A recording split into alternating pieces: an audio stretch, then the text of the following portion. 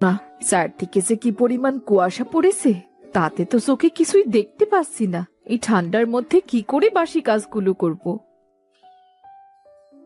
মা, ও মা, তুমি একা একা কার সাথে কথা বলছো? আশেপাশে তো কাউকে দেখছি না। যে ঠান্ডা পড়েছে আর তার সাথে কুয়াশা, তাতে আশপাশে একটা কাকপক্ষীও নেই। আর তুই মানুষ কোথায় পাবি? হ্যাঁ, আমিও তো তাই বলছি।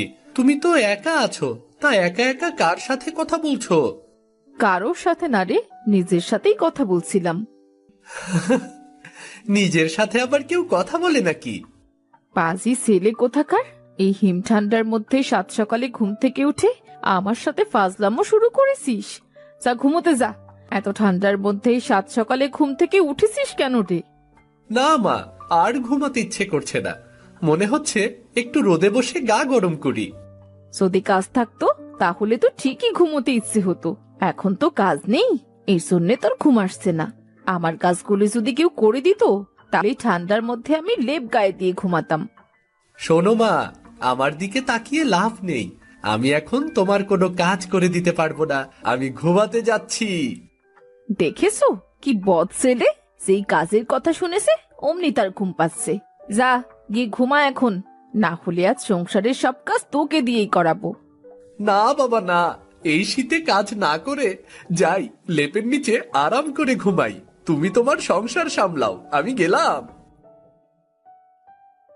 এরপর রাজু ঘুমাতে চলে গেল, আর রেনু তার সংসারের কাজগুলো গোছাতে লাগলো। ঠান্ডায় কাজ করতে গিয়ে রেনুর গা হিম হয়ে আসছিল। আহ, কি যে ঠান্ডা! একটু গাটা না সেকলে তো আর হচ্ছে না। যাই, একটু আগুন বানিয়ে গাটা সেকে নি। রেনু কিছু লতা পাতা দিয়ে আগুন ধরিয়ে রাজুকে ডাকলো। আহ মা, ঠান্ডা তো মনে হচ্ছে কমছেই না, আরো বেড়েই চলেছে। হ্যাঁ রে, আজ কটা দিন ধরে তো সূর্য ওঠেনি, চারদিক ঠান্ডা হয়ে গেছে। এই জন্যই তো এত ঠান্ডা পড়েছে। মা, আগুন সেকতে ভালোই লাগছে। আহ, গাটা ভালোই গরম হয়ে উঠেছে। হ্যাঁ রে, এই জন্যই তো আগুন বানালাম। কাজ করে মনে হচ্ছিল গাটা একদম জমে গেছে। এখন বেশ ভালোই লাগছে। মা, এবার একটু বাইরে যাই। আজ কটা দিন ধরে বন্ধুদের সাথে একটু খেলাও করতে পারিনি। আজ একটু খেলা করতে যাই। এই ঠান্ডার মধ্যে তোর খেলা করার কথা আসছে কোথা থেকে মনে? এই ঠান্ডার মধ্যে কে আসবে খেলা করতে শুনি? যাই না একটু, কেউ না আসলে এক্ষুনি চলে আসবো। না, এখন যেতে হবে না।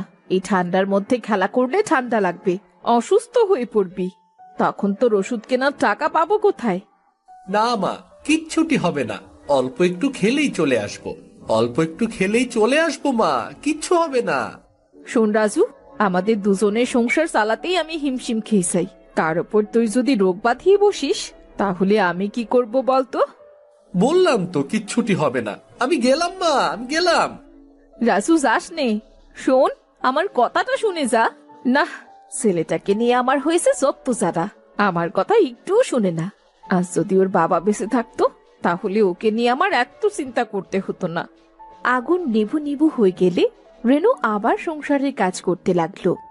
না, কাউকে তো দেখছি না।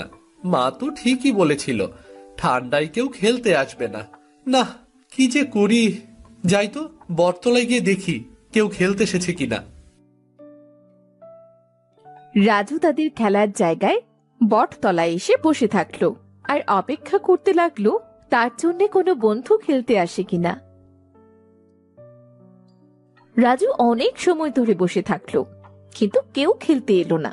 রাজু মন খারাপ করে চলে যেতে লাগলো। পেছন থেকে তার বন্ধু দীপু রাজুকে ডাকলো। রাজু, রাজু, কই যাচ্ছিস রে? ওই রাজু, এই দিকে আয়।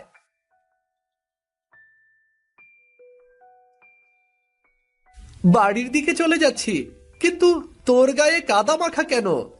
তুই তো আজ কটা দিন ধইরা খেলতে আসস না, তাই তো জানোস না। আমি বিলে চিংড়ি মাছ ধরতে গেছিলাম রে, চিংড়ি মাছ। এই ঠান্ডার মধ্যে চিংড়ি মাছ ধরতে বিলে গিয়েছিলি? তোর শীত লাগছে না? আরে না না রে, ওই দেখ কতগুলা বড় বড় চিংড়ি মাছ পাইছি। এই চিংড়ি পাবার আনন্দে শীত যে কোন দিক দিয়ে পালায় সেটা তুই বুঝতেই পারবি না। বাহ, কি বড় বড় চিংড়ি মাছ! তা তুই এই মাছগুলো কোথায় পেলি? বিলের সব পানি শুকাইয়া গেছে রে, তাতে সবাই মাছ ধরতাছে, তাই আমিও গেছিলাম। ওমা, তাই বুঝি? তা আরো মাছ আছে নাকি? হরে, মাঠে এবার প্রচুর মাছ হইছে, সবাই প্রতিদিনে এত মাছ ধরতেছে, কিন্তু মাছ শেষই হয় না। ওমা, তাই নাকি? আমিও কতদিন চিংড়ি মাছ খাইনি রে, চিংড়ি খেতে আমার খুব ইচ্ছে করছে রে। খাইতে ইচ্ছা করতেছে, তাইলে বিলে যা, দেখবি অল্প একটু সময়ের মধ্যেই অনেক মাছ পাবি। হ্যাঁ রে, তুই ঠিকই বলেছিস, আমিও যাব মাছ ধরতে। আচ্ছা রাজু, ওই সামনের বিলাই যাইস, আমি ওইখান থেকেই চিংড়ি মাছগুলো ধরছি। আমি এবার আসি রে, গায়ে কাদা বেশি সময় থাকলে ঠান্ডা লাগিয়ে যাব। আচ্ছা, যা তাহলে। দীপু বাড়ি ফিরে এলো। রাজুও টান পায়ে বাড়ির দিকে রওনা দিল। খিরে, এত তাড়াতাড়ি চলে এলিসে? বলছিলাম তো এই ঠান্ডার মধ্যে কেউ খেলতে আসবে না। আমার কথা তো শুনলি না। এবার আয়, ভাত খেতে আয়। গরম গরম ভাত আর শাক রান্না করেছি। না মা, রোজ রোজ এই শাক খেতে আর ভালো লাগে না। কি করব বল বাবা, মাছ মাংস কেনার সামর্থ্য তো আমার নেই। যেটুকু জোগাড় করতে পারি তাই তো তোকে খেতে দিই। কেনা লাগবে না, দীপু বলল বিলে নাকি অনেক বড় বড় মাছ পাওয়া যাচ্ছে, সবাই ধরছে, আমিও যাব মা মাছ ধরতে। সে ধরেছে তা ধরুক গে, তোমার ধরার দরকার নেই। এই ঠান্ডার মধ্যে মাছ ধরলে কাদা পানি মেখে শরীর খারাপ করবে। না মা, কিচ্ছু হবে না, সবাই তো ধরছে। কই, কারোর তো কিচ্ছু হচ্ছে না, আমারও কিছু হবে না। শোন রাজু, আমার থেকে বেশি বুঝতে যাবি না। সামান্য মাছ ধরতে গিয়ে যদি কোনো বড় বিপদ হয় তখন কি করবি শুনি? সামান্য মাছ বলছো? সেই সামান্য মাছই কখনো খাওয়াতে পারো না। সেই কবে মাছ রান্না করেছো বলো তো? সব সময় তো শুধু শাক পাতা রান্না করো। আচ্ছা ঠিক আছে, কাল আমি তোকে মাছ রান্না করে খাওয়াবো। তুমি সব সময়ই এই এক কথাই বলো, কিন্তু তোমার কাল আর কখনো আসে না, আর আমরাও মাছ খেতে পারি না। না রে রাজু, কাল আমি ঠিক আনবো। তোকে এই শীতের দিনে চিংড়ি ধরতে বিলে যেতে হবে না রে বাপ। আমার লক্ষ্মী ছেলে, আমার কথাটা শোন। না না, আমি তোমার কোনো কথাই আজ শুনবো না। আজ আমি বিলে চিংড়ি ধরতে যাবই। চিংড়ি ধরে এনে রান্না করে সেই চিংড়ি দিয়েই ভাত খাবো। আমি গেলাম মা, আমি গেলাম। যাস না বাবা, আমি তোকে কাল সত্যি সত্যি চিংড়ি রান্না করে খাওয়াবো। যাস না, আমার কথাটা তো শোন। মা যতই ডাকুক, আজ আর বাড়ি যাব না। চিংড়ি মাছ নিয়েই বাড়ি ফিরবো, না হলে ফিরবই না। আহ! হায় সৃষ্টিকর্তা, আমি কেমন মা! ছেলেটার মুখে এক টুকরো মাছও তুলে দিতে পারি না। আজ মাছের জন্য ছেলেটা আমার এই শীতের দিনে চিংড়ি ধরতে বের হলো। সৃষ্টিকর্তা, তুমি আমার ছেলেটাকে দেখো, দেখো তুমি। এরপর রাজু চিংড়ি ধরতে বিলে চলে গেল। সে বেশ কিছু সময় ধরে মাছ ধরার চেষ্টা করতে লাগলো, কিন্তু কোনো মাছ খুঁজে পেল না।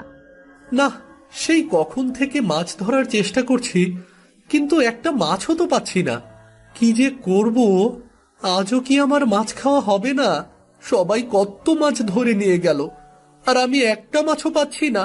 ওদিকে সন্ধ্যা হওয়ার পথে, কি যে করব আমি। কিছুক্ষণ পর বেলা পড়ে এলো, আর পানিতে চিংড়ি মাছ ভেসে উঠতে লাগলো। সারি সারি চিংড়ি মাছ দেখে রাজু আনন্দে হেসে উঠল। ওই তো কত চিংড়ি মাছের সারি। মাছগুলো আমি ধরা শুরু করি, মাছগুলো ধরে তারপর বাড়ি যাব। রাজু যেখানে চিংড়ি মাছ ধরছিল তার পাশেই ছিল একটা পুরনো বটগাছ। সেই বটগাছে ছিল মেছো ভূত। সেই মেছো ভূতটা ছিল খুব অলস।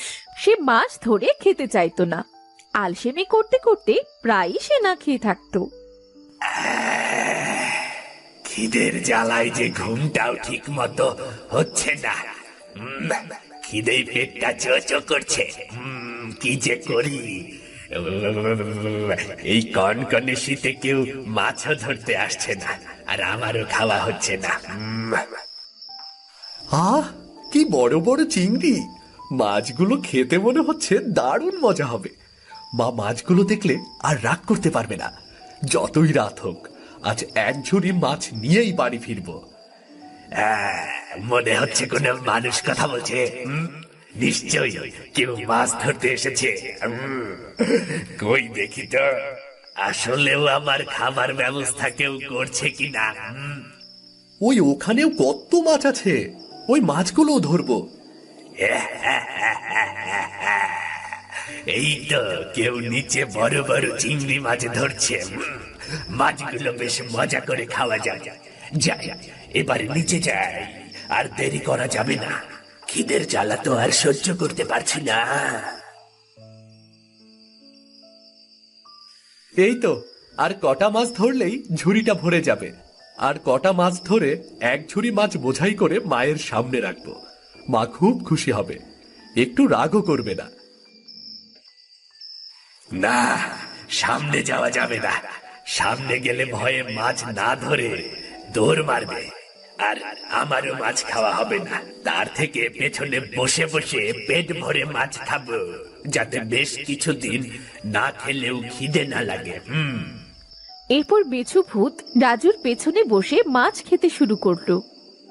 রাজু মাছ ধরছে আর মেছো ভূত মনের মতো করে মাছ খাচ্ছে। এভাবে বেশ কিছু সময় পার হলো। রাজুর মনে কেমন যেন একটা খটকা লাগলো। ব্যাপারটা কেমন হলো? সেই কখন থেকে মাছ ধরে ঝুড়িতে রাখছি, তা ঝুড়ি ভরছে না কেন? ঝুড়ি তো সামান্য একটুই খালি ছিল। দেখি তো কি হচ্ছে। কে কে কে কে আমার মাছ নিচ্ছ? কে কে?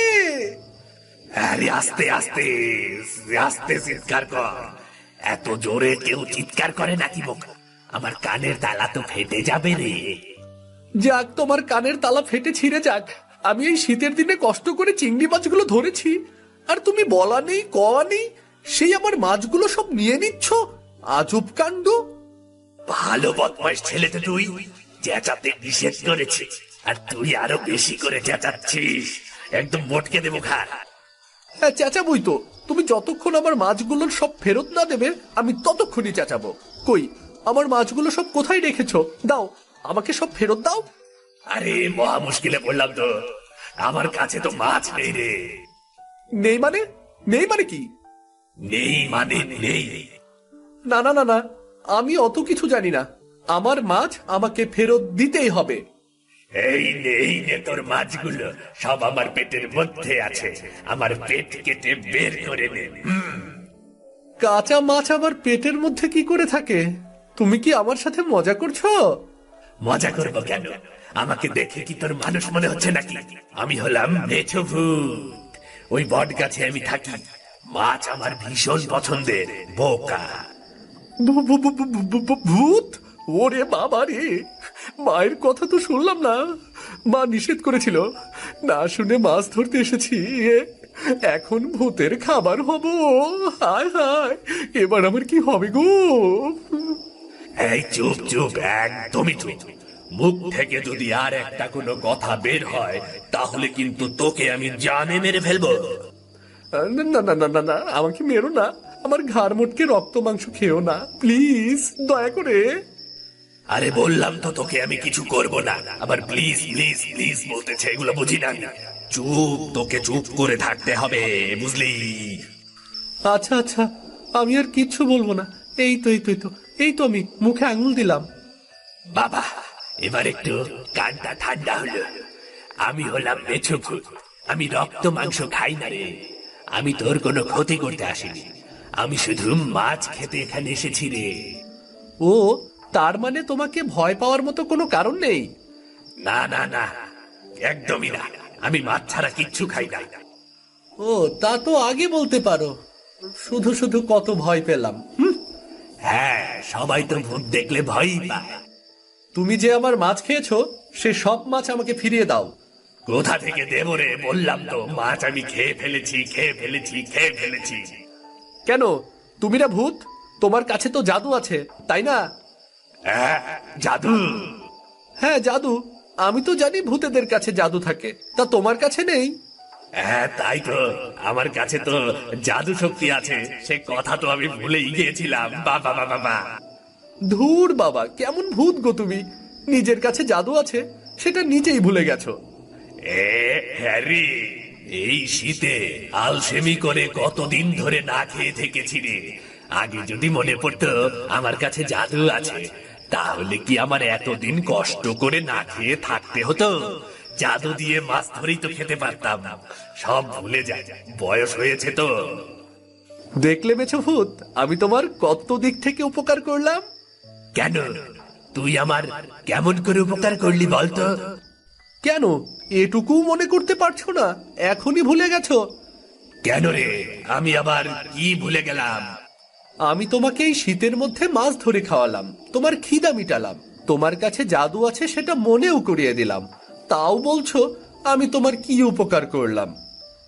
হ্যাঁ তাই তো রে, তুই আমার অনেক বড় উপকার করেছিস। এখন এই শীতের মধ্যে আমাকে আর না খেয়ে থাকতে হবে না। হ্যাঁ, এবার উপকারের প্রতিদান দাও। কি প্রতিদান দেব? তুমি আমার যে মাছগুলো খেয়েছো সেই সব মাছগুলো পানি থেকে ধরে আমার ঝুড়িতে ভরে দাও। আচ্ছা আচ্ছা, দাঁড়া, দেখ আমি এক্ষুনি জাদু দিয়ে মাছ ধরে তোর ঝুড়ি ভরে দিচ্ছি। এবার মেছো ভূত জাদু করলো, কিন্তু জাদু উল্টো পাল্টা হয়ে গেল। মাছ না এসে পাতা চলে এলো। ঝুড়িতে পাতা দেখে রাজু তো খুব রেগে গেল। আরে ধুর, তুমি তো দেখছি ভূত নামের কলঙ্ক। তুমি তো দেখছি কোনো জাদুই জানো না।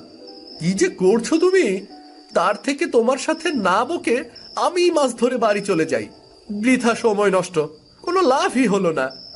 এই পুচকে, চুপ, একদম চুপ। মাছ তো আমি ধরবই, এই জাদু দিয়েই ধরবো। একেবারে চুপ কর। ইস, নিজে কিছু করতে পারছে না আর আমার সাথে রাগ দেখাচ্ছে। দাঁড়া দাঁড়া, এবার ঠিক মাছ আনবো। হুকুরুকু বুকু। ওই দেখ, তোর ঝুড়িতে বড় বড় চিংড়ি মাছে ভরে গেছে। এখন আরো বলবি যে আমি জাদু পারি না? হয়েছে হয়েছে, এবার তুমি পেরেছো। তুমি এবার তোমার বাড়ি যাও আর আমি আমার বাড়ি যাই। এই দাঁড়া, এই রাতের বেলায় মাছ নিয়ে গেলে আমার কার সামনে পড়বি? সে তোকে আস্ত চিবিয়ে খাবে। সব ভূত তো আর আমার মতো ভালো হয় না, বুঝলি? বাবা, তুমি তো আসলেই ভালো ভূত। তুমি আমার কথা ভাবছো আর আমি তোমাকে কত কিছু বললাম। আমাকে ক্ষমা করে দাও। না না না না না, তোকে ক্ষমা চাইতে হবে না। তুই তো আমার কত কত ভালো করলি। তোর জন্য আমার জাদু শক্তি ফিরে পেলাম। আমার খাওয়ার কোনো আর সমস্যাও হবে না।